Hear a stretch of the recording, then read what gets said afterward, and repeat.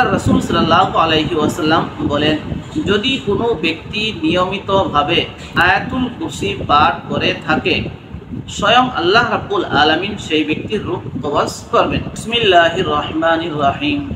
নাহমাদুহু ওয়া নুসাল্লি আলা রাসূলিহিল কারীম। সম্মানিত নাজরিন, পবিত্র কোরআনে কারীমের দ্বিতীয় সূরাটি হলো সূরা বাকারা। এই সূরার মধ্যে রহিয়াছে তাওহীদের শিক্ষা, কুফর, শিরিক, মুনাফিকদের পরিচয়, তার সাথে বিভিন্ন ঘটনার প্রেক্ষাপটে দ্বীনে ইসলামের মৌলিক বিধিবিধান তথা উম্মতে মুহাম্মাদিয়ার বিশেষ পরিচয়। একাধিক রিওয়ায়াত তথা হাদিসের দ্বারা এই কথা প্রমাণিত হয় যে এই সূরার মধ্যে একটি আয়াত অতি গুরুত্বপূর্ণ মর্যাদা তথা ফজিলত সম্পন্ন রহিয়াছে, যাকে আমরা আয়াতুল কুরসি বলে থাকি।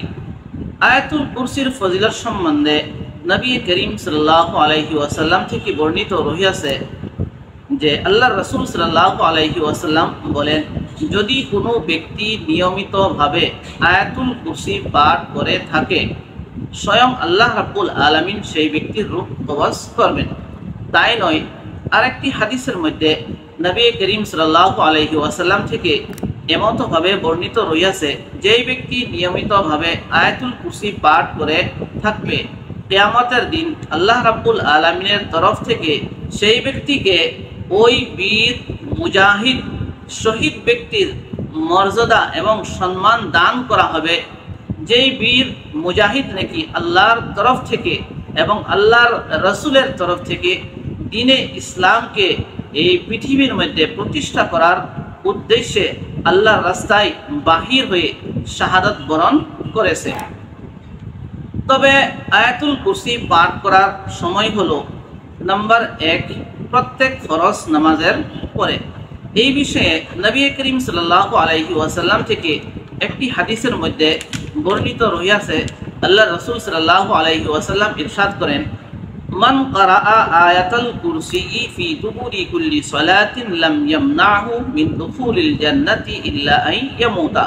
অর্থাৎ যদি কোনো ব্যক্তি প্রত্যেক ফরজ নামাজের পরে নিয়মিতভাবে আয়াতুল কুরসি পাঠ করে থাকে, সেই ব্যক্তির জান্নাতে প্রবেশের পথে মৃত্যু ছাড়া আর কোনো জিনিস অন্তরায় হতে পারে না।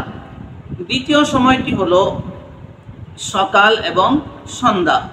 এই বিষয়েও একাধিক রিওয়ায়াতের দ্বারা এই কথা প্রমাণিত হয়, যদি কোনো ব্যক্তি সকাল সন্ধ্যা নিয়মিতভাবে আয়াতুল কুরসি পাঠ করে থাকে, তাহলে সেই ব্যক্তি শয়তানের সকল অনুচরা থেকে নিরাপদে থাকবে। তৃতীয় সময়টি হলো ঘুমানোর পূর্বে।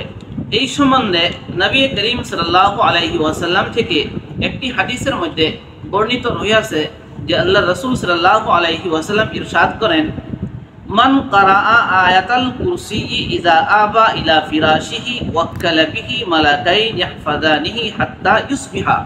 অর্থাৎ যদি কোনো ব্যক্তি ঘুমানোর পূর্বে নিয়মিতভাবে আয়াতুল কুরসি পাঠ করে থাকে, সেই ব্যক্তির জান মাল সম্পদের হিফাজতের জন্য আল্লাহ রাব্বুল আলামিনের তরফ থেকে 2 জন ফেরেশতাকে নিযুক্তি করে দেওয়া হয়, আর সেই 2 জন ফেরেশতা সকাল পর্যন্ত সেই ব্যক্তির জান এবং মালের হিফাজত করতে থাকে। তবে শর্ত হলো যে ইখলাস, পূর্ণ এতেমাদ এবং বিশ্বাসের সহিত নিয়মিত হিসাবে পাঠ করতে হবে।